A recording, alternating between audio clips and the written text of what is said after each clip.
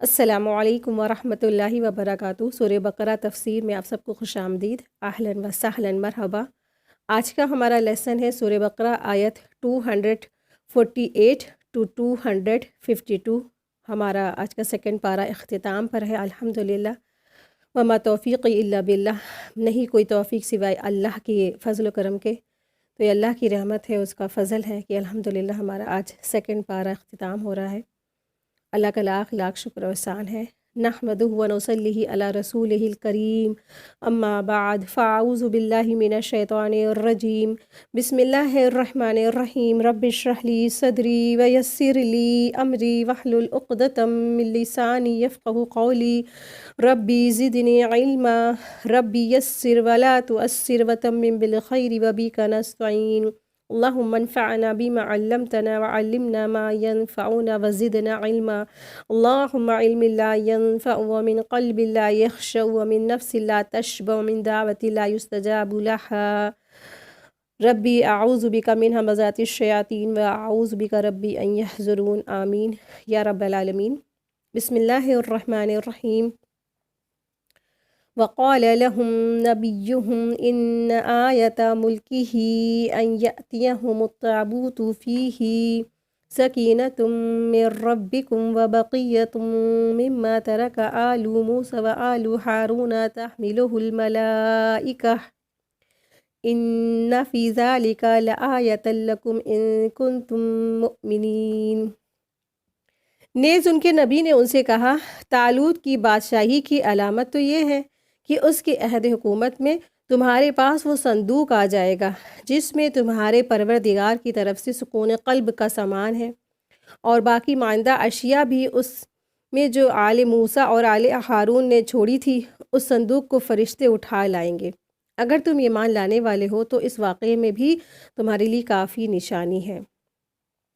تو یہاں جو ہے انہوں نے کیا کیا تھا، انہوں نے اپنے نبی جو ان کی طرف بھیجے گئے تھے تو ان سے ڈیمانڈ کیا تھا کہ جو بنی اسرائیل کی جو واقعہ ہم لوگ پڑھ رہے تھے، جو چل رہا تھا، تو دیگر پچھلے بھی ہم لوگ لیسن میں یہ ریپیٹ کر چکے تھے کہ یہ دراصل واقعہ کیا تھا۔ پھر سے ہم لوگ چھوٹا سا اس کے بارے میں دیکھ لیتے ہیں کہ بنی اسرائیل میں سیدنا موسیٰ علیہ السلام کے بعد کچھ عرصے تک تورات پر تو وہ عمل کرتے رہے، راہ حق پر بنی اسرائیل چلتے رہے، پھر وہ آہستہ آہستہ دین حق سے ہٹ گئے، یعنی کہ صراط مستقیم سے وہ ہٹنا شروع ہو گئے۔ انہوں نے دین میں بدعتیں ایجاد کر لی تھی، حتیٰ کہ بتوں کی پوجا پاٹ شروع کر دی۔ انبیاء ان کو روکتے تھے لیکن یہ نافرمانی اور شرک سے باز نہیں آتے تھے۔ اس کے نتیجے میں اللہ تعالیٰ نے ان کے اوپر دشمنوں کو مسلط کر دیا، جنہوں نے ان کے علاقے میں بھی جو ہے سب چھین لیے، ان کی زمینیں چھین لی، ان کو گھروں کو اجاڑ دیا، اور ایک بڑی تعداد کو ساتھ میں قیدی بھی بنا لیا۔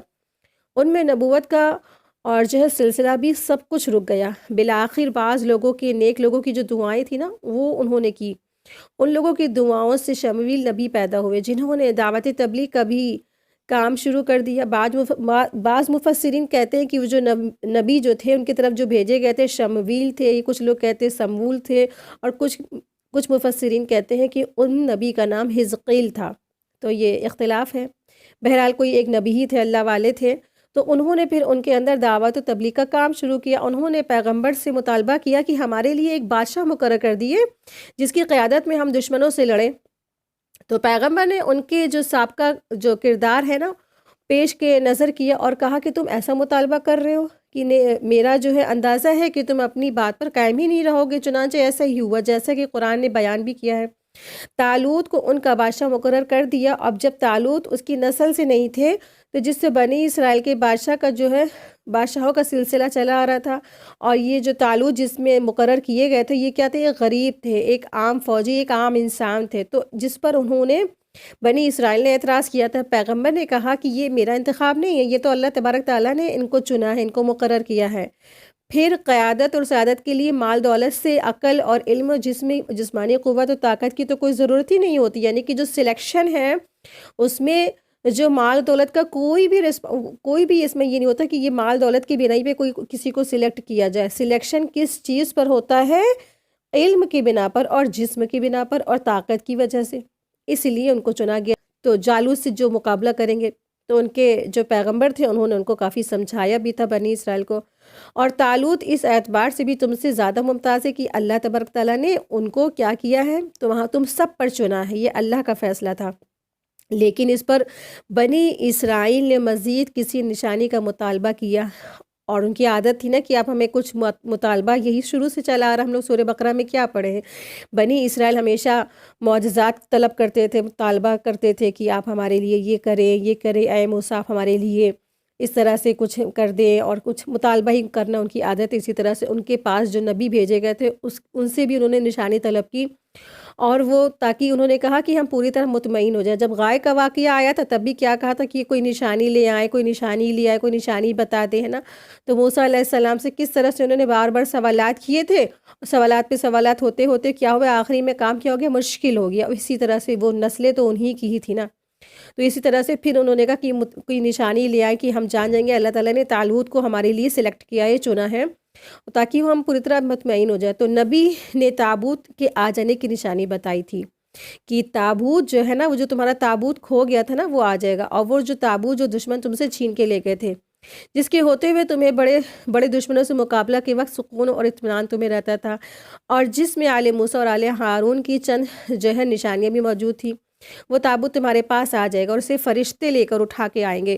تو چنانچہ اس تابوت کے آ جانے کے بعد بنی اسرائیل جو تھے کیا ہوئے، وہ ان کے حوصلے بلند ہو گئے اور وہ لڑنے کے لیے تیار ہو گئے، اور طالوت کو سپہ سالاری انہوں نے قبول کر لی۔ جب طالوت اپنی فوج کے ساتھ روانہ ہوئے تو راستے میں ان کو ایک نہر سے آزمایا گیا۔ طالوت نے حکم دیا، اب اللہ تعالیٰ کی طرف سے تمہارے لیے آزمائش ہے، لہٰذا کوئی بھی اس ذریعہ سے پانی نہیں پیے گا۔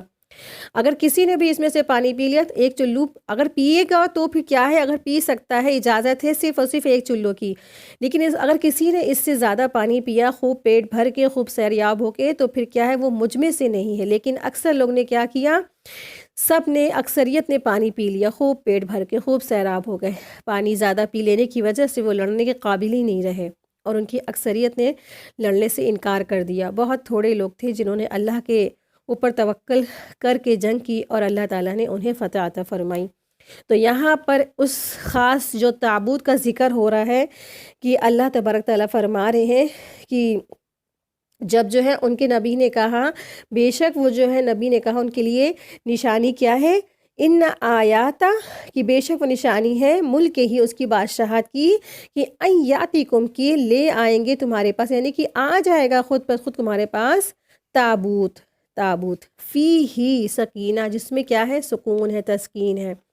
تو تابوت دراصل کیا تھا؟ تابوت صندوق کو کہتے ہیں۔ تابوت تے واو با سے ہے۔ تابوت کے معنی ہوتے ہیں صندوق کے۔ اس صندوق کو بنی اسرائیل عہد مانتے تھے، ایک عہد سمجھتے تھے کہ ہمارے لیے کیا ایک عہد ہے۔ تو اس صندوق کو بنی اسرائیل جو تھے ایک صندوق کیا کہتے تھے، عہد ہے، جس میں ان کے آل موسیٰ اور آل ہارون کے تبرکات رکھے ہوئے تھے۔ مثلاً پتھر کی جو تختیاں تھیں نا، جو کوہ طور پر اللہ تبارک تعالیٰ نے حضرت موسیٰ علیہ السلام کو عطا کی، اور تورات کا وہ اصل نسخہ جسے موسیٰ علیہ السلام نے خود لکھوایا تھا، اور ایک بوتل میں من تھا جو بنی اسرائیل پر نازل ہوتا تھا۔ اس میں موسیٰ علیہ السلام کا وہ عصا بھی تھا جو سانپ بن جاتا تھا نا، اللہ تبارک تعالیٰ نے اسے موسیٰ علیہ السلام کو بطور معجزہ عطا فرمایا تھا۔ تو بنی اسرائیل اس صندوق کو نہایت برکت اور تقدیس کی چیز سمجھتے تھے، اور اس کے ساتھ انتہائی احترام کا برتاؤ بھی کرتے تھے۔ جنگ و امن میں اپنے ساتھ رکھتے تھے۔ سائز میں کافی چھوٹا تھا، بہت بڑا بھی نہیں تھا، اور بنی اسرائیل اپنی ساری خوش بختی اسی کے ساتھ سمجھتے تھے کہ ہماری جو خوشیاں ہیں، ہماری جو برکتیں ہیں، اسی تابوت سکینہ کی وجہ سے ہیں۔ لیکن ایک جنگ کے موقع ہوا جب ان کی ایک دشمنان مشرک سے ایک جنگ ہوئی، دشمنان اسلام سے ان کی ایک جنگ ہوئی، یعنی کہ ایک مشرک بادشاہ سے ان کی ایک جنگ ہوئی۔ تو ایک جنگ کے موقع پر مشرک اسے چھین کر لے گئے۔ بنی اسرائیل اس بات کو اپنے حق میں انتہائی نحوست اور بدشگونی سمجھتے تھے، اور اس کو واپس لانے کے لیے نہایت بےتاب بھی رہتے تھے۔ یہ تابوت مشرکین کے جس شہر اور جس بستی میں رکھا گیا تو وہاں وبا پھوٹ پڑی، یعنی جب جو بنی اسرائیل سے چھین کر جو پارٹی تھی وہ اس تابوت سکینہ کو لے گئی، اور جہاں پہ اس نے اپنے پاس جہاں پہ رکھا ہوا تھا تو ان کی بستیوں میں کیا ہو گیا، ایک ایسی وبا پھیل گئی، اور جس کی وجہ سے وہ یہ سمجھنے لگے کہ ہم یہ جو تابوت لے آئے ہیں یہ وبا بھی کیا ہے، اسی تابوت کی وجہ سے پھیلی ہے۔ تو وہ جو ہے آخر کار انہوں نے اتنا زیادہ اس تابوت سے خوف کیا اور وہ ڈر گئے کہ انہوں نے اس تابوت کو ایک بیل گاڑی پر رکھ کر ہاک دیا۔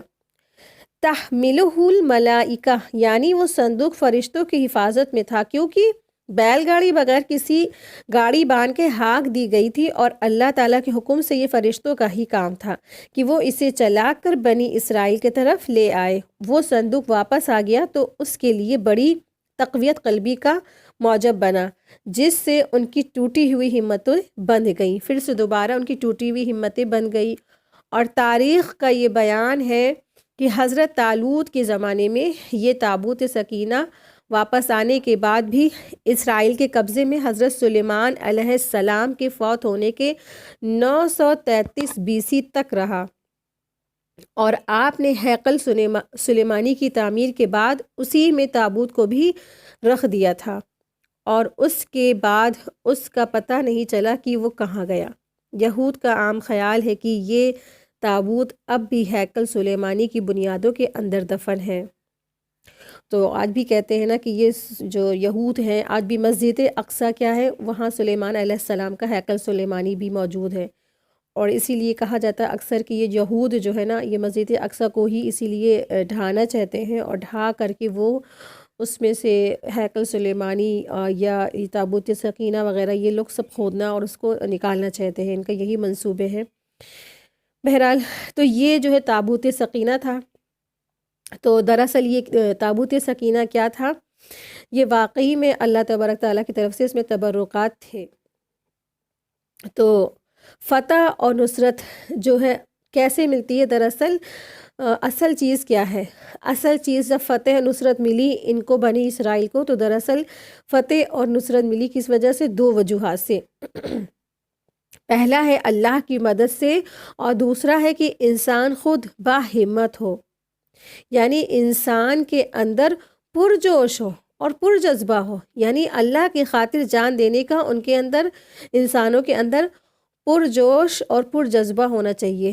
تب پھر کیا ہے، انسان کوئی بھی جنگ جیت سکتا ہے۔ آپ سوچیں کہ جنگ بدر ہوئی نا، جنگ احد ہوئی نا، جنگ خندق ہوئی، ان کے پاس بھی تو کوئی تبرکات ایسے نہیں تھے نا، تو کیسے جنگ جیتے نا؟ اللہ کی مدد شامل حال ہوتی ہے، اور انسان کی ہمت بھی ہوتی کہ انسان خود ہمت بھی کرے۔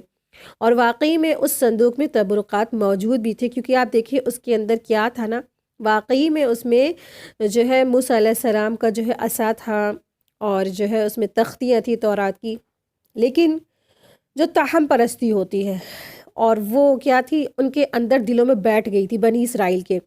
وہ یہ سمجھتے تھے ہمیں جو بھی جیت مل رہی ہے، ہمیں جو بھی فتح مل رہی ہے، وہ ہمیں کس کی وجہ سے مل رہی ہے؟ صرف اور صرف اسی جو تابوت سکینہ ہے، اسی کی وجہ سے۔ تابوت تھا تو وہ جیتے تھے، تابوت چلا گیا تو پھر کیا ہو گیا، ان کی ہمتیں پست ہو گئیں۔ اور پھر تابوت جب آ گیا تو پھر انہوں نے سوچا کہ اب ہم تو جیت کے ہی رہیں گے، ہمیں تو کوئی ہرا ہی نہیں سکتا ہے۔ اور ان کے اندر یہ تابوت سکینہ کے لیے جو مطلب کہ ایسا وہم تھا نا، وہ ان کے اندر گھر کر گیا تھا کہ تابوت سکینہ ہوگا تبھی ہم جیت سکتے، ورنہ تو ہم جیت ہی نہیں سکتے ہیں۔ تو دراصل جو ان کی فتح ملی، ان کو نصرت ملی، وہ دراصل کیا تھی؟ اللہ کی مدد تھا، اللہ کی مدد تھی، اور انسان کا خود ہمت ہونا تھا، انسان کی خود ہمت ہوتی ہے۔ اور جیسے ان کے اندر یہ جو ہے تبرکات کے لیے جو بات ذہن نشین کر گئی تھی نا کہ تبرک ہوتے ہیں، ہم جیت سکتے ہیں، ہماری برکت ہو سکتی ہے، ہمارے لیے، ہمارے گھروں میں برکت ہوگی، ہمارے نسلوں کے لیے برکت ہوگی، ہم آگے بڑھیں گے، پھلیں گے، پھولیں گے۔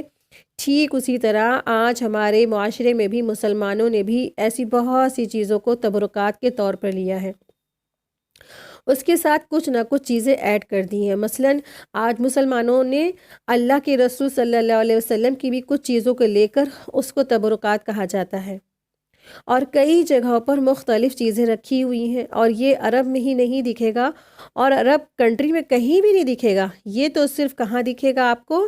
بر صغیر یعنی انڈو پاک میں دکھے گا، اور یہیں آپ کو نظر آئے گا جن کا تاریخی طور پر کوئی ثبوت بھی نہیں ہے۔ جیسے مثال کے طور پر آپ صلی اللہ علیہ وسلم کے نال مبارک کی تصویر بناتے ہیں، اور لوگ سمجھتے ہیں کہ اس کی تصویر بنا کر یا گھر میں لٹکانے سے ہمارے گھر میں برکت آئے گی، بلائیں دور ہوں گی، مصیبتیں دور ہو جائیں گی۔ یا پھر کچھ لوگ کہتے ہیں منہ مبارک، اللہ کے رسول صلی اللہ علیہ وسلم کے بال، اس کو کہتے ہیں منہ مبارک۔ پھر وہ ایک سلسلہ شروع ہو جاتا ہے بدعتوں کا، ہے نا۔ تو لوگ اسی طرح سے رسول اللہ صلی اللہ علیہ وسلم کے کہتے ہیں یہ بال مبارک ہے، اور بال مبارک کی زیارتیں ہو رہی ہیں، پھر اس کو بوسہ کنار ہو رہا ہے، کچھ لوگ سجدے بھی کر دیتے ہیں، اور پھر وہ لوگ جھکتے ہیں، خوب اتنا زیادہ تکریم ہوتی ہے، یہاں تک کہ انسان شرک میں بھی مبتلا ہو جاتا ہے۔ پھر ایسا سلسلہ شروع ہو جاتا ہے کہ جو بدعتوں کا بالکل مجموعہ ہوتا ہے اور اس کو تبرک سمجھا جاتا ہے۔ لیکن یہ سب کیا ہے؟ یہ سب تو شرک کی کیٹیگری میں آتا ہے، یہ سب شرک ہے، اور اس کو ہمیں ختم کرنا ہوگا۔ اور یہ جو صندوق میں جو تبرکات ہیں نا، یہ تو واقعی میں تبرکات ہیں نا، اس میں اللہ کے رسول یعنی کہ موسیٰ علیہ السلام کے اوپر جو تورات نازل ہوئی تھی اس کی اوریجنل تختیاں موجود تھی جو اللہ کی طرف سے نازل ہوئی تھی۔ اس میں واقعی میں عصا تھا، اور بہت سی روایت میں ملتا ہے کہ اس میں موسیٰ علیہ السلام اور ہارون علیہ السلام کے جو ہے نا لباس بھی موجود تھے۔ تو پیغمبروں کے لباس یا پیغمبروں کی کوئی چیز وہ واقعی میں جو اگر حقیقی ہے تو پھر اس میں تبرک ہوتا ہے۔ لیکن آج کیا ہے؟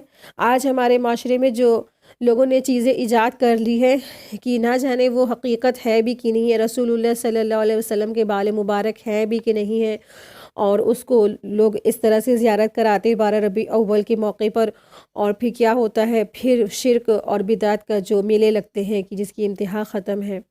تو آپ دیکھیں کہیں بھی آپ صلی اللہ علیہ وسلم ساری زندگی جب عرب میں مدینے میں رہے، وہاں پر تو اس طرح کا کوئی بھی زیارت نہیں ہوتی ہے۔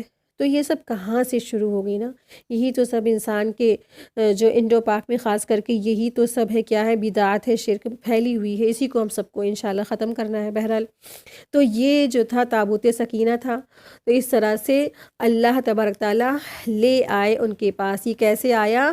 میں ربکم، تمہارے رب کی طرف سے، وَبَقِيَّةٌ مِّمَّا تَرَكَ آلُ موسیٰ، اور جو باقی ہے اس میں سے جو چھوڑ گئے تھے آل موسیٰ وآل ہارون، اور آل ہارون، تحملہ، اور اٹھائے ہوئے ہوں گے اس کو الملائکہ، فرشتے، یعنی کہ فرشتے جو تھے اس تابوت کو ہانک کر طالوت کے گھر کے پاس لے آئے تھے، یا بنی اسرائیل میں لے آئے تھے۔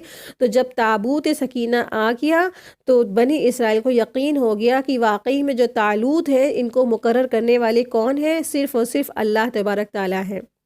اِنَّ فِي ذَلِكَ لَآیَةً لَکُمْ إِن کُنتُم مُؤْمِنُونَ، بے شک یہ ایک البتہ نشانی ہے واسطے ان لوگوں کے لیے، واسطے تمہارے، اگر تم کیا ہو؟ ایمان والے ہو۔ اگر تمہیں اللہ پر، روز آخرت پر ایمان ہے نا، تو یہ کیا ہے؟ ایک نشانی ہے، یعنی ایک صندوق۔ آپ دیکھیں کہ کتنی بڑی نشانی ہے نا، ایک صندوق جو ایک دشمن لے گیا ہے۔ آج تک آپ دیکھیں کہ ہندوستان سے جو انگریز تھے وہ کتنی چیزیں لوٹ کر لے گئے، کوئی ایسی چیز ہے کہ وہ خود پر خود لا کے واپس دے گئے کیا؟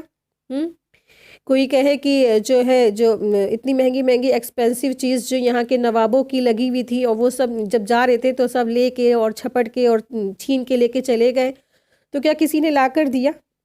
لیکن اللہ تعالیٰ جو کرتے ہیں نا، تو وہ اللہ کی جو کام ہوتے ہیں تو واقعی میں وہ ایک نشانی ہے۔ تو یہ جو دشمنان اسلام تھے، پہلے تو وہ لوگ جو تابوت سکینہ چھین کے لے گئے، اور پھر لا کے وہ واپس ہی اس کو انہوں نے اٹھا کے خود پھینک دیا، اور وہ واپس اپنے مقام پر کیسے پہنچا؟ تحملہ الملائکہ، فرشتے اٹھائے ہوئے تھے ان کو، یعنی اس کو ہانک کر کے وہ واپس طالوت کے گھر کے پاس یا بنی اسرائیل کی بستی میں لا کر چھوڑ گئے۔ تو یہ اللہ کی ایک نشانی تھی۔ آیت 249، فَلَمَّا فَصَلَ طَالُوتُ بِالْجُنُودِ قَالَ إِنَّ اللَّهَ مُبْتَلِيكُم بِنَهْرٍ فَمَن شَرِبَ مِنْكُمْ فَلَيْسَ مِنِّي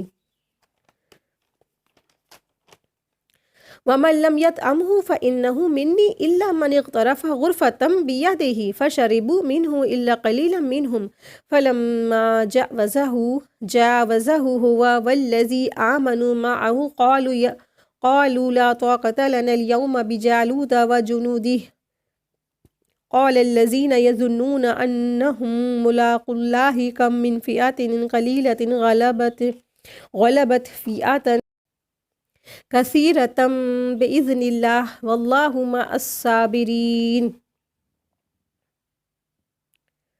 پھر جب طالوت اپنے لشکروں سمیت چل کھڑا ہوا تو اس نے ان سے کہا کہ راستے میں ایک نہر سے جس سے اللہ تعالیٰ تمہاری آزمائش کرنے والا ہے، جس نے اس نہر سے سیر ہو کر پانی پی لیا تو وہ میرا ساتھی نہیں ہے۔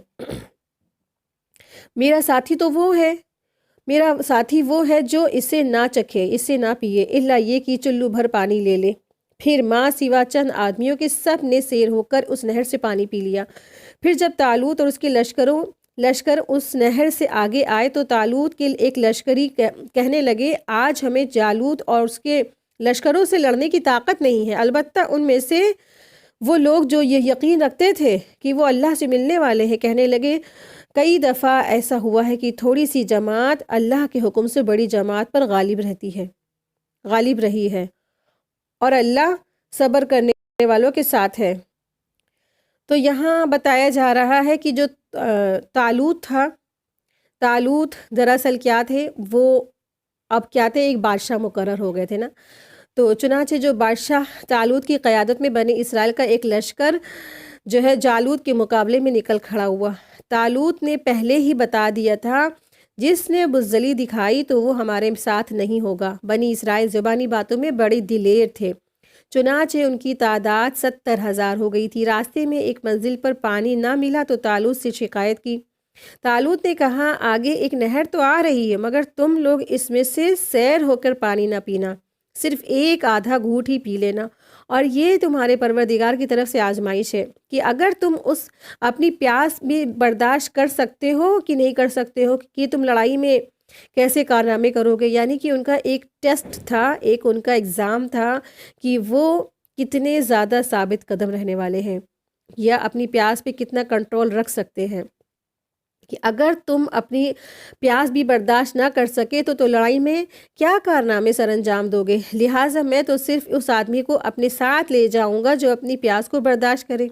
چنانچہ جب وہ نہر آئی تو سب نے سیر ہو کر پانی پی لیا، بعض نے تو منہ ہی نہر میں ڈال دیا اور مویشیوں کی طرح پینے لگے۔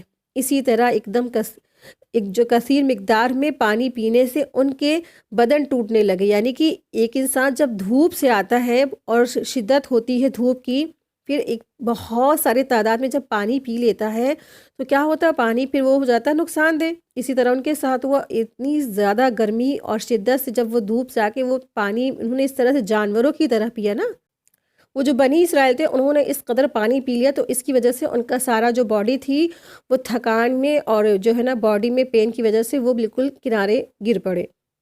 اور انہوں نے کیا جواب دیا کہ آج ہم میں جالوت اور اس کے لشکر سے لڑنے کی طاقت نہیں ہے، اور جن لوگوں نے اپنی پیاس برداشت کی ان کی تعداد صرف 313 تھی۔ کچھ مفسرین کی رائے ہے کہ ان کی جو تعداد تھی وہ 313 کے لگ بھگ تھی یا 313 ایگزیکٹ تھی۔ اور یہ پتہ چلتا ہے جو مخلص مومن ہوتے ہیں نا، جو غزوہ بدر میں جو شامل ہونے والوں کی تعداد کتنی تھی، 313، اور اس میں بھی جو تعداد تھی نا یہ بھی کیا تھی، دین کی خاطر جنگ تھی اور اسلام کی خاطر یہ جنگ ہو رہی تھی دین کی بلندی کے لیے، تو اس میں بھی جو مخلص جو لوگوں کی تعداد تھی وہ 313 تھی۔ تو یہاں یہ پتہ چلتا ہے کہ ان کی آزمائش کی گئی کس چیز سے، ایک خاص نہر سے۔ اور کیوں آزمائش کی گئی؟ کیونکہ وہ جہاد اور اس کی جو ہے نا جہاد نہیں کرنا چاہتے تھے، اور یہ جانا جا سکے کہ کون کیا ہے اچھا جو ہے مخلص خالص انسان ہے اور کون استقامت اور ثابت قدمی سے ڈٹا رہ سکتا ہے۔ تو دراصل یہ آزمائش کس لیے کی گئی؟ کیونکہ جہاد ہر کوئی نہیں کر سکتا، بلکہ اس سے تو وہی لوگ مطلوب ہوتے ہیں جن کے اندر عزم اور ارادہ ہوتا ہے، جن کے اندر اپنے آپ کو روکنے اور ثابت قدم رکھنے کی صلاحیت ہوتی ہے۔ کہا جاتا ہے یہ نہر اردن اور فلسطین کے درمیان ہے، لہٰذا یہاں دو چیزیں چیک کرنی تھی کہ کون شخص جو ہے بھوک اور پیاس کو برداشت کر سکتا ہے۔ پہلی چیز کیا تھی کہ کون بھوک اور پیاس کو برداشت کر سکتا ہے۔ سیکنڈ یعنی دوسری چیز کیا تھی، امین، جو امیر ہوتا ہے، امیر بنایا جاتا ہے، جو ایک لیڈر بنایا جاتا ہے، اس کی اطاعت کون کرتا ہے۔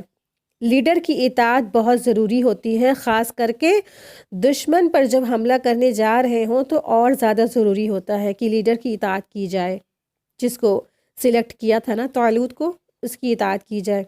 لیکن سوائے چند لوگ ہی جو تھے وہی کیا ہوئے، استقامت رہے، ثابت قدم رہے، اور باقیوں نے کیا کیا، باقی نے اس جو نہر سے تھے وہ نہر والے جو ان کی جانچ ہوئی، چیک ہوئے، ٹیسٹ کی لیے گئے، اور وہ سب کے سب کیا ہوئے، فیل ہو گئے۔ اور جو مخلص مسلمان تھے ان کی تعداد کیا تھی، 313۔ اب کیا تھا، اب جو ہے تعداد بہت تھوڑی سی ہو گئی تھی، اور اپوزیشن جو دشمنان اسلام جو تھے وہ بہت بڑی ایک جو ہے لشکر تھا۔ تو پھر دیکھتے ہیں کہ انہوں نے کیا کیا۔ آیت نمبر 250، وَلَمَّا بَرَزُوا لِجَالُوتَ وَجُنُودِهِ قَالُوا رَبَّنَا أَفْرِغْ عَلَيْنَا صَبْرًا وَثَبِّتْ أَقْدَامَنَا وَانصُرْنَا عَلَى الْقَوْمِ الْكَافِرِينَ۔ اور جب ان کا جالوت اور اس کے لشکروں سے مقابلہ ہوا تو کہنے لگے، اے ہمارے پروردگار، ہم پر صبر کا فیضان کر اور ہمیں ثابت قدم رکھ، اور ان کافروں کے مقابلے میں ہماری مدد فرما۔ تو یہی اللہ کے نیک بندوں کی علامت ہوتی ہے کہ وہ اپنی ہمت اور سامان جنگ پر ہی بھروسہ نہیں کرتے، بلکہ اس کے ساتھ ساتھ عاجزی سے اللہ کو یاد کرتے ہیں۔ اس سے صبر اور ثابت قدمی کی توفیق طلب ہوتی ہے، اور اپنی فتح کے لیے دعائیں بھی کرتے ہیں۔ اور طالوت کے اس مختصر سے لشکر سے بھی اللہ سے گڑ گڑا کے ایسی دعا کی جیسے جنگ بدر کے موقع پر رسول اللہ صلی اللہ علیہ وسلم نے کی تھی۔ تو اس طرح سے جو یہ مخلص اور خالص مومن تھے، اس طرح سے انہوں نے جب دعائیں کی اللہ سے، اور اللہ سے جب دعائیں کی تو ظاہر سی بات ہے کہ اللہ کی مدد تو واقعی جو ہے ان کے ساتھ تھی۔ یعنی انہوں نے دعا کی کہ اے ہمارے رب، ہم پر پورا صبر انڈیل دے۔ افرغ علینا، افرغ کے معنی ہوتے ہیں انڈیل دیجیے، جیسے آپ جو ہے نا ایک ہانڈی کو اٹھا کے پورا پلٹ دے، اس طرح سے انڈیل دے۔ تو صبر یعنی افرغ علینا یعنی کہ انڈیل دے ہم پر، اور ہمارے قدم کو ثابت رکھ، اور کافروں پر ہماری مدد فرما۔ یہ بڑی جامع اور حسین ترتیب سے آراستہ دعا ہے، کیونکہ صبر آتا ہے تو ثابت قدمی بھی ملتی ہے، ثابت قدمی ہوتی ہے تو پھر نصرت الہی بھی ملتی ہے۔ معلوم ہوا کہ مومنوں کے لیے میدان جنگ میں بھی تیاری کے باوجود سب سے بڑا جو ہتھیار ہے وہ اللہ پر توکل اور اعتماد اور اس سے دعا ہے۔ لہٰذا مادہ اسباب کے ساتھ ساتھ اہل ایمان کے لیے ضروری ہے کہ وہ نصرت الہی کے لیے بھی دعائیں وارد ہیں، بہت سی دعائیں وارد ہیں۔ تو اس میں کیا مانگا کیا ہے، 2 اہم چیز مانگی ہے مومنوں نے، 2 اہم چیز مانگی ہیں۔ وہ پہلا کیا ہے، افرغ علینا صبر، تو صبر مانگا ہے، اور سیکنڈ چیز کیا مانگا ہے، وثبت اقدامنا، اور اللہ تعالیٰ ہمارے جو قدم ہے اس کو جما دے، وانصرنا علی القوم الکافرین، اور ہماری مدد فرما کافر قوم کے مقابلے میں۔ تو یہ جو دعا ہے وہ خاص کیا ہے، ہم سب کے لیے بھی امپورٹنٹ ہے۔ آپ دیکھیں کہ ہم کیا ہیں، ہم علم والے ہیں، علم پڑھنے پڑھانے والے ہیں، اور ہمیں سخت ضرورت ہے سب سے پہلا اہم امپورٹنٹ پوائنٹ صبر کی، کیونکہ ہم جو راستے پہ چل رہے ہیں وہ علم کا راستہ ہے، اور علم کے راستے میں بہت ضروری ہے کہ ہم صبر کریں۔ تو جب صبر انسان کے اندر ہوگا تو پھر کیا ہوگا، اور پھر جب صبر ہوگا تو سارے کاموں میں پھر آسانی ہو جائے گی۔ تو ایک اہل علم کو یا علم دینے والے کو یا علم لینے والے کو سب سے پہلا جو چیز ہے اس کو کیا کرنا ہے، صبر۔ اور آپ دیکھیے کتنا خوبصورت الفاظ ہے نا کہ افرغ علینا، کہ آپ ہمارے اوپر، اے اللہ آپ ہمارے اوپر سارا کا سارا صبر انڈیل دیجئے۔ تو علم حاصل کرنے کے لیے صبر بہت ضروری ہے، علم حاصل کرنے کے لیے آپ کو صبر بہت ضروری کرنا ہے۔ آپ جب اس کو پڑھیں گے تو آپ کو سیکریفائس دینی ہی پڑے گی، بنا سیکریفائس کیے آپ کو کچھ بھی نہیں آ سکتا ہے۔ آپ سوچیں کہ ہم کچھ قربانی نہ دیں، کچھ ہم قربان نہ کریں، نہ ہم اپنا وقت نہ قربان کریں، نہ ہم اپنی نیند قربان کریں، نہ ہم اپنا جو پینوں سے لکھنے کی جو طاقت اور صلاحیت ہوتی ہے نہ یہ قربان کریں، اور ہمیں علم آ جائے، تو یہ امپاسبل چیز ہے نا۔ تو علم سیکھنے کے لیے ہمیں سب سے پہلے جو امپورٹنٹ چیز ہے وہ صبر ہے، اور پھر جو اس راستہ ہے، جو راستہ ہم لوگ نے چنا ہے نا الحمدللہ قرآن کا راستہ، تو یہ خاص صبر کا راستہ ہے۔ جب آپ پڑھیں گے، پڑھائیں گے اور لوگوں میں اٹھیں گے، بیٹھیں گے، تو ایک جو گمراہ جو معاشرہ ہے، جب آپ وہاں پہ اللہ کی آیتوں کو عمل کریں گے تو منہ کھلیں گے۔ منہ کیا ہے کھلیں گے؟ آپ کی تعریف میں نہیں، آپ کی برائیوں میں، کہ ہاں ہاں دیکھو بہت نا اللہ والی بن گئی ہیں، ذرا دیکھو تو ان کو، سب لوگ تو اتنے فیشن سے، اور یہ دیکھو یہ کیا پہنے بیٹھی ہوئی نا، ایک حجاب پہنے بیٹھی ہیں۔ پھر ہاں ہاں ان کو تو دیکھو، ان کی تو عجیب ان کی باتیں ہوتی، ہاں ہاں ان کو دیکھو، ان کی تو نہ وہ تیجا کرتے نہ چالیسواں کرتے، ہاں ہاں ذرا ان کے دیکھیے ان کے بچے کیسے کیا ہے، خود تو اتنی اللہ والی ہے اور ان کے بچے تو اس طرح سے، تمام طرح کی باتیں ہوتی ہیں۔ تو لوگوں کے ڈھیلے آئیں گے ضرور، اور کون سے ڈھیلے ہوتے؟ الفاظوں کے ڈھیلے ہیں، الفاظوں کے پتھر ہیں نا۔ رسول اللہ صلی اللہ علیہ وسلم جب طائف گئے تھے، تبلیغ کرنے گئے تھے نا، اللہ کا پیغام لے کے گئے تھے، تو ان کو طائف والوں نے پتھر لگائے تھے، تو آپ بھی ان پتھروں کے لیے تیار رہیے، وہ پتھر آئیں گے ضرور۔ تو وہ پتھر ہوں گے زبانوں کے، الفاظوں کے، تانوں کے، سب چیزوں کے آئیں گے۔ تو پھر کیا کرنا ہے؟ اس میں ہمیں صبر کرنا ہے، ہمیں ان کا جواب پلٹوار ہمیں نہیں دینا ہے، ہمیں کیا کرنا ہے؟ صبر کرنا ہے۔ جب صبر کریں گے، خاموش رہیں گے، تو آٹومیٹکلی سامنے والے کے منہ بند ہو جائیں گے۔ لیکن ہم کیا ہے، اگر ہم لڑنے بیٹھ جائیں گے، زبانیں کا جواب دینے بیٹھ جائیں گے، ہر باتوں کا جواب دینے بیٹھ جائیں گے، تو پھر واپس سے ہی پھر ہم کو برا بھلا کہا جائے گا ہاں ہاں دیکھو قرآن پڑھنے والے نا ایسے ہی ہوتے ہیں۔ تو پھر ہم کس کو ریپریزنٹ کریں گے؟ اب ہم قرآن مجید کو پریزنٹ کرنے والے ہو گئے، اب ہم قرآن کریم پڑھنے والے ہو گئے۔ تو ہم جب قرآن کریم پڑھنے والے ہو گئے ہیں، ہمیں قرآن کی وجہ سے پہچانا جا رہا ہے، تو پھر اب کوئی یہ انگلی نہ اٹھا سکے کہ قرآن پڑھنے والے ایسے ہوتے ہیں، قرآن مجید کو پڑھنے والے لوگ ایسے ہوتے ہیں، کوئی تانا یہ نہ دے سکے۔ اب ہماری وجہ سے کوئی قرآن کریم پر آنچ نہ آنی چاہیے۔ تو ہمیں کیا کرنا ہے؟ ہمیں اب صبر بہت زیادہ کرنا ہے۔ تو جتنا بھی کوئی منہ چلائے، جتنا بھی کوئی تانے دے، جتنا بھی آپ کو کوئی باتیں سنائے، تو آپ کو صبر کرنا ہے۔ آپ کو اس راہ میں اٹھنا ہے، پڑھنا ہے، لکھنا ہے، سیکریفائز کرنا ہے، گھومنے پھرنے جانا چھوڑنا ہے۔ بہت زیادہ یہ بھی نہیں کہا جا رہا کہ آپ بالکل شدت پسند ہو جائیے، پہنیے اوڑھیے، کھائیے پیجیے، گھومیے پھریے، لیکن اللہ کی حدود کے اندر۔ تو سب کچھ کریں لیکن اللہ کی حدود کے اندر کرنا ہے۔ لیکن تب بھی یہ جو علم حاصل کرنے کے لیے ایک انسان کو محنت ضرور کرنی پڑتی ہے۔ تو جب انسان اپنی جب محنت لگائے گا نا، تو وہ جو ٹائم لگتا ہے اس کا، وہ جو اپنا قربان کرتا ہے وقت اور اپنی محنت اور اپنی جو ہے نا صلاحیتیں اور اپنا مال، اپنا ذہن، تو پھر کیا ہے، اس کو اس راستے کے لیے اس کو صبر کرنا پڑتا ہے۔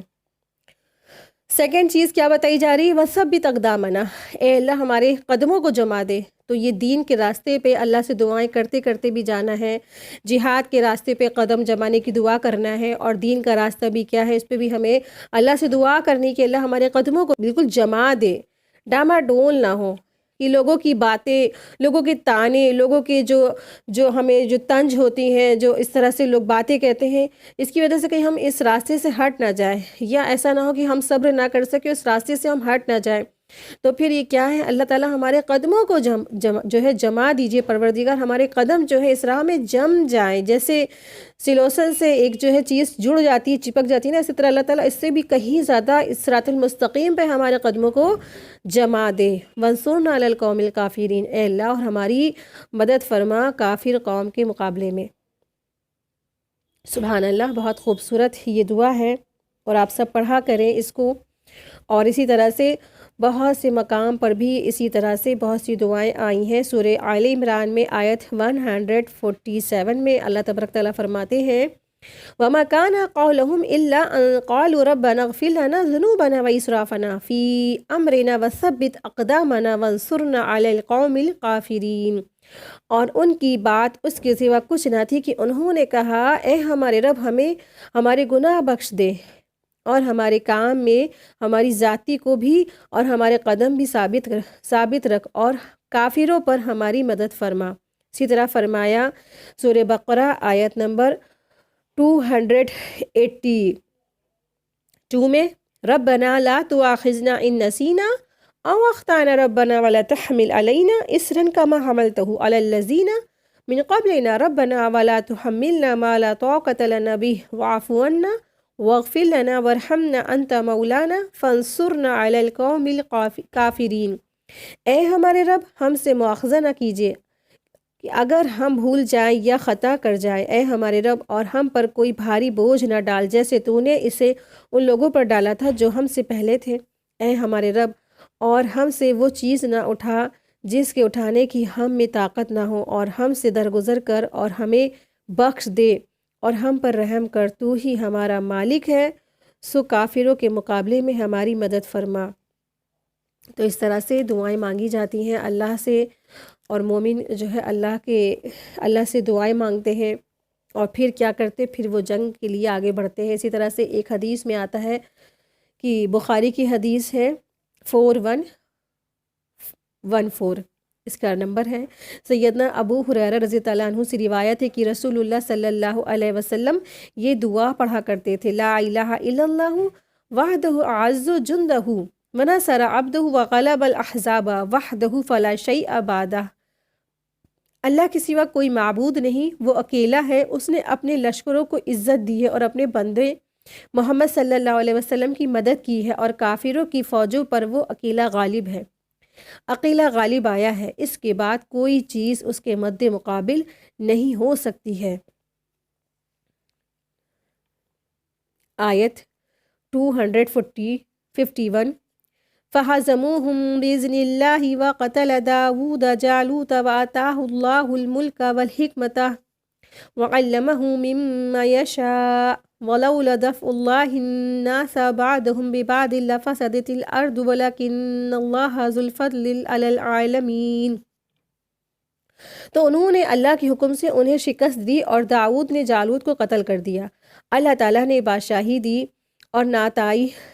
اور دانائی عطا کی، اور جتنا کچھ چاہتا تھا سکھا دیا، اور اگر اللہ کا لوگوں کو ان کے بعض کو بعض کے ساتھ ہٹانا نہ ہوتا تو یقیناً زمین برباد ہو جاتی، اور لیکن اللہ تعالیٰ جہانوں پر بڑے فضل والا ہے۔ تو سیدنا داؤد علیہ السلام جو لشکر میں سے ایک سپاہی کے طور پر شامل تھے، کچھ مفسرین کی رائے ہے، اور ان کے ہاتھوں کیا تھا، اللہ تعالیٰ نے جالوت کا خاتمہ کیا، اور ان تھوڑے سے اہل ایمان کے ذریعے سے ایک بڑی سی قوم کو شکست فاست دلوائی۔ اس کے بعد اللہ تعالیٰ نے داؤد علیہ السلام کو بادشاہی بھی عطا فرمائی اور نبوت سے بھی سرفراز فرمایا، اور جو چاہا داؤد علیہ السلام کو اللہ تبارک تعالیٰ نے سکھایا، یعنی کہ ان کے جو داؤد علیہ السلام کی طرف جو نازل ہونے والی کتاب تھی وہ کیا تھی، زبور تھی۔ اور اللہ تبارک تعالیٰ نے داؤد علیہ السلام کو بہت سارے معجزات دیے تھے، ان کو اللہ تبارک تعالیٰ نے داؤد لہن عطا فرمائی تھی۔ حضرت داؤد علیہ السلام اپنے بھائیوں میں سے سب سے چھوٹے تھے، اور خاص کر کے کچھ مفسرین بتاتے ہیں کہ یہ جو داؤد علیہ السلام تھے وہ اسی طالوت کے لشکر میں ایک سپاہی تھے، اور کچھ مفسرین کہتے ہیں کہ وہ ایک چرواہے تھے۔ بہرحال تو یہ کچھ اختلاف ہے۔ تو اسی طرح سے ایک تفسیر میں آتا ہے کہ حضرت داؤد علیہ السلام اپنے بھائیوں میں سے سب سے چھوٹے تھے، بکریاں چرایا کرتے تھے، پھر جو مضبوط اور چست بدن میں تھے، یعنی کہ داؤد علیہ السلام بہت زیادہ قوت والے، مضبوط اور چست بدن والے تھے، بہت اچھے نشانہ باز بھی تھے، اور جو وحشی جانور بکریوں پر ریوڑ پر حملہ کرتا تھا تو وہ پتھر کے ذریعے سے ہی انہیں مار ڈالتے تھے، یعنی کہ ایک جو گلیل ہوتا ہے نا، ڈھیلا اور گلیل مارا جاتا ہے، اس طرح سے وہ نشانے مارتے تھے، اور اس طرح سے ان کے پاس ایک گلیل اور اس کا ڈھیلا رہتا تھا، اور اس ڈھیلے کے ذریعے سے وہ بکریوں کے جو ریوڑ پہ جو کوئی دشمن ہوتا تھا اس کو وہ مار دیتے تھے، اور وہ بہت زیادہ طاقتور بھی تھے کہ اگر کوئی درندہ ان کے ہتھے چڑھ جاتا تھا تو اس کے نچلے جبڑے پر پاؤں رکھ کر اوپر کے جبڑے کو اس زور سے کھینچتے تھے کہ وہ جو ہے چیر کے رکھ دیے تھا۔ جب مقابلہ شروع ہوا، جب یہ جنگ شروع ہوئی تو جالوت خود سامنے آ گیا اور آ کر دعوت دینے لگا، اور وہ سارے کے سارے لوہے میں ڈوبا ہوا تھا، یعنی کہ اس نے اپنے آپ کو پورا کا پورا کور کر رکھا تھا، صرف چہرہ اور آنکھ جو تھی وہ کھلی ہوئی تھی۔ داؤد علیہ السلام نے راہ میں سے 2-3 پتھر اٹھائے، اس غرض سے اٹھا لیے تھے کہ آپ نے ایک کے بعد ایک دیگر یہ تینوں پتھر فلاخن میں رکھ کر ان سے جالوت پر حملہ کیا، اور اس کی پیشانی پر لگے، اور اس کے سر کو چیرتے ہوئے وہ پتھر جا کے گدی سے نکل کر باہر گر گئے، جس سے جالوت جو تھا وہی گر کر مر گیا، اس واقعے سے جالوت کے لشکر کے حوصلے پست ہو گئے اور طاقت میں بہت زیادہ ہی وہ ان کے حوصلے ختم ہو گئے. یعنی کہ جب بادشاہ ہی ختم ہو گیا تو ظاہر سی بات ہے اس کا جو لشکر ہے نا وہ بھی کیا ہے تڑی بھیڑی ہو جاتا ہے اور ان کے جو ہے حوصلے پست ہو گئے. اور اللہ تبارک تعالیٰ نے طالوت یعنی کہ جو مسلمان جو بادشاہ تھا نا طالوت اس کو فتح اور نصرت عطا فرمائی. بعد میں وہ بنی اسرائیل کا متفق علیہ اور بلا شرکت غیر بادشاہ بن گیا. یعنی کہ داؤد علیہ السلام جو تھے بنی اسرائیل کے جو ہے بادشاہ بھی بنے اور کیا ہوئے اللہ تبارک تعالیٰ نے ان کو نبوت سے بھی سرفراز کیا. تو اس واقعے کے بعد طالوت نے اپنی بیٹی کا جو نکاح ہے وہ داؤد علیہ السلام سے کر دیا. طالوت کے بعد داؤد علیہ السلام ہی اس کے جانشین ہوئے. پھر اس کے بعد اللہ تبارک تعالیٰ نے نبوت سے بھی ان کو سرفراز کیا. کس کو؟ داؤد علیہ السلام کو. اس آیت میں اللہ تبارک تعالیٰ نے زمین کا انتظام برقرار رکھنے کے لیے اپنا ضابطہ بھی بیان فرمایا ہے اور وہ یہ ہے کہ وہ کسی قوم کو ایک خاص حد تک زمین پہ غلبہ اور طاقت حاصل کرنے کی قوت اور توفیق عطا فرماتا ہے. پھر جب وہ قوم فساد فی الارض میں مبتلا ہو جاتی ہے یعنی کہ زمین پر فساد پھیلاتی ہے، لوگوں کو مارنا کاٹنا پریشان کرنا بنا فضول لوگوں کو ستانا، تو پھر جب وہ اس حد سے خاص سے آگے بڑھنے لگتے ہیں تو کسی دوسری قوم جو ہوتی ہے اس کے ذریعے سے اس کا زور توڑ دیا جاتا ہے. اور اگر اللہ تعالیٰ ایسا نہ کرتا تو ایک ہی قوم پر یا ایک ہی پارٹی کا اقتدار زمین پر ہمیشہ کے لیے قائم رہتا اور اس کا ظلم تشدد انتہائی کو پہنچ جاتا. لیکن اللہ تبارک تعالیٰ نے ملک میں فساد جو عظیم ہے نا اس کو کیا کیا؟ ختم کروا دیا. تو اس لحاظ سے اللہ تبارک تعالیٰ فرما رہے یہاں پہ نا کہ اس طرح اللہ تبارک تعالیٰ زمین پر کیا کرتے ہیں؟ دفع کرتے رہتے ہیں. وَلَوْلَا دَفْعُ اللَّهِ النَّاسَ بَعْضَهُم بِبَعْضٍ لَفَسَدَتِ الْأَرْضُ. اور اگر اللہ تعالیٰ دفع نہ کرتا لوگوں کو بعض و بعض کے ذریعے سے، البتہ پھر کیا ہوتا؟ زمین پر فساد ہی پھیل جاتا. تو اس طرح سے اللہ تبارک تعالیٰ زمین پر جو فساد ہے وہ دفع کراتے رہتے ہیں. اس طریقے سے یہ فساد ختم ہو جاتا ہے. اور جو داؤد علیہ السلام کا یہاں پہ ذکر آیا ہے تو داؤد علیہ السلام کو اللہ تبارک تعالیٰ نے خاص معجزات دیے تھے اور ان کو اللہ تبارک تعالیٰ نے بہت خوبصورت تلاوت کرنے کا اللہ تبارک تعالیٰ نے ان کو معجزہ دیا تھا. یعنی جو زبور ان کی طرف نازل ہوئی تھی نا تو اس میں جو ان کی طرف جو کتاب نازل ہوئی تھی اور داؤد علیہ السلام جب اس کتاب کی تلاوت کرتے تھے تو جب وہ تلاوت کرتے تھے تو ان کی تلاوت میں ساتھ ساتھ ان کے جو پہاڑ تھے اور بہت سارے جتنی بھی جو چیزیں تھیں وہ سب ان کے ساتھ مل کر کے تسبیح کرتے تھے. یعنی کہ جب وہ تسبیح کرتے تھے تلاوت کرتے کیونکہ جو زبور تھی نا اس میں اللہ کی تسبیح زیادہ تر ہے، تسبیح کی کلمات ہیں. تو جب وہ زبور کی تلاوت کرتے تھے تو ان کے ساتھ ساتھ خوش الحانی میں پرندے اور پہاڑ کا ان کے ساتھ تسبیح کرنا بھی شامل ہو جاتا تھا. اسی طرح سے کہا جاتا ہے کہ رسول اللہ صلی اللہ علیہ وسلم نے فرمایا ابو موسیٰ اشعری جو تلاوت کرتے تھے نا، ایک بار ابو موسیٰ اشعری وہ تلاوت کر رہے تھے اور اتنی خوبصورت ان کی تلاوت ہوتی تھی نا، صحابی رسول تھے. تو رسول اللہ صلی اللہ علیہ وسلم نے فرمایا تمہیں داؤد علیہ السلام کا جو ہے نا داؤد لہن میں سے ایک حصہ دیا گیا ہے. اتنی خوبصورت تلاوت کرنے والے تھے ابو موسیٰ اشعری، اسی لیے ان کے بارے میں رسول اللہ صلی اللہ علیہ وسلم نے فرمایا. تو داؤد علیہ السلام کی تلاوت بہت خوبصورت تھی اور داؤد علیہ السلام کا روزہ بھی اللہ تبارک تعالیٰ کو بہت پسند تھا. داؤد علیہ السلام ایک دن روزہ رکھتے تھے اور ایک دن روزہ نہیں رکھتے تھے. یعنی کہ ایک دن افطاری کرتے تھے. افطاری میننگ کیا ہے؟ روزہ نہیں رکھتے تھے. ایک دن روزہ رکھتے تھے پھر ایک دن گیپ رہتا تھا، پھر دوسرے دن روزہ رکھتے تھے. یعنی کہ ایک دن روزہ پھر گیپ پھر روزہ، اس طرح سے وہ روزہ رکھتے تھے. تو یہ جو روزہ ہے نا اللہ تبارک تعالیٰ کو ان کا روزہ بھی بہت پسند تھا. اللہ تبارک تعالیٰ نے ان کو بہت سارے معجزات دیے تھے.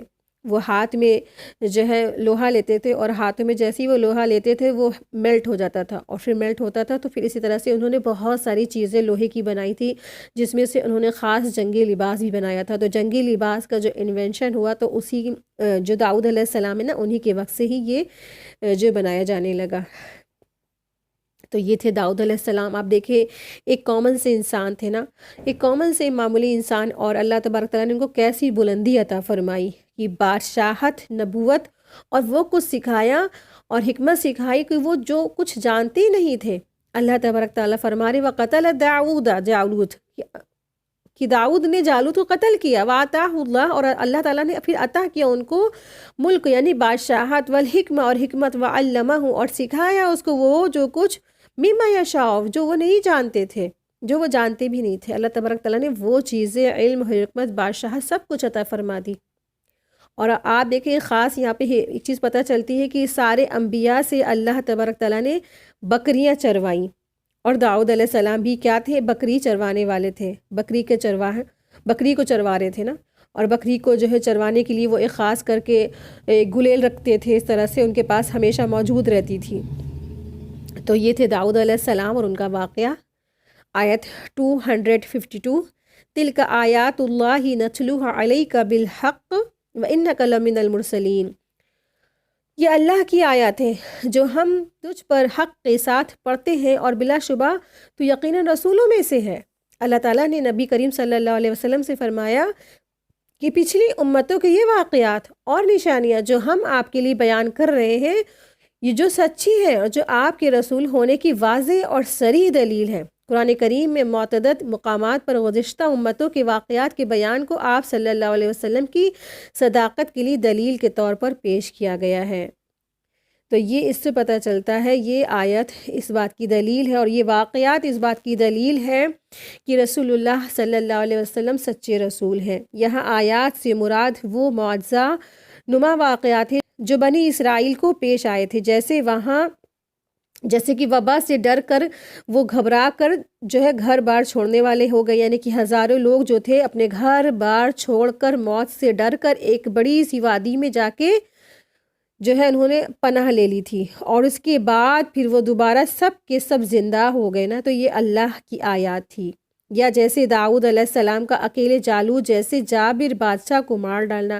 آپ دیکھیں کہ جالوت جو تھا وہ پورے سے اوپر سے لے کے نیچے تک کیا تھا؟ لوہا اس نے اپنے آپ کو کور اپ کر رکھا تھا۔ کس طرح سے کرا تھا؟ واللہ عالم، اور صرف اس کی چہرہ ہی کھلا تھا۔ تو جو داؤد علیہ السلام ہے، لیکن ان کو اللہ تعالیٰ نے حکمت دی تھی، انہوں نے بڑی حکمت کے ساتھ جو گلیل ہے نا اور اینٹے کے ذریعے سے انہوں نے ان کے جو ہے اس جالوت بادشاہ ہے اس کی پیشانی پر نشانہ جو مارا، تو اس طرح سے اس کا جو ہے قتل ہو گیا۔ تو اس طرح سے داؤد علیہ السلام کا جالوت جیسے جابر بادشاہ کو قتل کر کے مار ڈالنا، اللہ کی ایک مختصر سی جماعت کا جو غلبہ ہے، وہ بڑے سے جو ہے ایک قوم پر جو ہے ان کو پست کر دینا، اور پھر داؤد جیسے ایک غمنام چرواہے کو اللہ تبارک تعالیٰ نے بادشاہی اور نبوت سے سرفراز بھی فرمایا، یہ بھی کیا ایک نشانی ہے۔ اور یہ واقعات جو ٹھیک اللہ تبارک تعالیٰ بذریعہ وحی کے ہم سب کو سنا رہے ہیں نا، پہلے تو آپ صلی اللہ علیہ وسلم پر بذریعہ وحی یہ سب کچھ ہوا، اور یہ پھر یہ کیا ہوا، اب ہم سب بھی اس کو پڑھ رہے ہیں، تو یہ کیا ہے؟ ایک یہ بہت بڑا معجزہ ہے۔ آپ دیکھیں کہ داؤد علیہ السلام کئی سو سال پہلے بیفور کرائسٹ آئے تھے، مطلب کہ، اور پھر اس کے جو ہے یہ سب واقعہ کئی سو سال پہلے کا ہے رسول اللہ صلی اللہ علیہ وسلم سے، اور یہ جو واقعہ انہوں نے ایسے سنایا بالکل جیسے لگ رہا ہے سٹیک، ایک دم بالکل واضح بات ہو رہی ہے، ایک دم بالکل واضح دلیل کے ساتھ بات اللہ تبارک تعالیٰ نے قرآن کریم میں نازل فرمائی۔ تو بتانے والا کون ہے؟ وہی کس پر آ رہی ہے؟ رسول اللہ صلی اللہ علیہ وسلم کے ذریعے سے ہم کو یہ بات پتہ چل رہی ہے۔ تو آپ صلی اللہ علیہ وسلم کو یہ بات وحی کے ذریعے سے بتائی گئی، تو یہ اس سے پتہ چلتا ہے کہ آپ صلی اللہ علیہ وسلم جو ہے نا ان کے پر وحی کا قرآن کریم کا نزول ہوتا ہے، تو یہ اس بات کی دلیل ہے کہ خود رسول اللہ صلی اللہ علیہ وسلم کیا ہے؟ وَإِنَّكَ لَمِنَ الْمُرْسَلِينَ، بے شک وہ سچے رسول میں سے ہیں۔ تو اللہ کے رسول سب سے سچے اور سب سے سچے رسول ہے، بے شک اس میں کوئی شک نہیں ہے۔ تو جو شک کرتے ہیں، جن کو شک ہوا تو وہ کیا ہوئے؟ ان کے لیے تو پھر خسارہ ہوا۔ تو وَإِنَّكَ لَمِنَ الْمُرْسَلُونَ، بے شک آپ صلی اللہ علیہ وسلم سچے رسول ہیں، اور اس میں بہت ساری آیات تھی اس واقعات میں، اس قصے میں۔ تو اللہ تبارک تعالیٰ سے دعا ہے کہ اللہ تبارک تعالیٰ ہم سب کو ساری جو ہم سب نے سیکنڈ پارے میں آیات پڑھی، عبرت حاصل کی، اور سب جتنے بھی ہمیں جو نالج ہوئی، اللہ تبارک تعالیٰ ہم سب کو اس پر عمل کرنے کی توفیق عطا فرمائے، اور ہر علم ہم سب کی جو علم ہم نے حاصل کیا ہے، ہم سب کو جو علم ہے ہمارے عمل کا جو حصہ بن جائے، اور ہمارے ہر کام میں اللہ تبارک تعالیٰ اخلاص پیدا کر دے، ہمارا ہر نیک کام صرف اور صرف اللہ کی خاطر ہو اور اس میں اخلاص ہو، اور اللہ تبارک تعالیٰ ہم سب کو جنت الفردوس اعلیٰ میں بلند مقام عطا فرمائے، اور اللہ تبارک تعالیٰ ہم سب کو جہنم اور جہنم کے عذاب سے بچا لے، آمین یا رب العالمین۔ وآخر دعوانا ان الحمد للہ رب العالمین، سبحانک اللہم و بحمدک، اشہد ان لا الہ الا انت، استغفرک واتوب الیک۔ ربنا تقبل منا انک انت السمیع العلیم وتب علینا انک انت التواب الرحیم۔ السلام علیکم ورحمۃ اللہ وبرکاتہ، جزاک اللہ خیرا کثیرا۔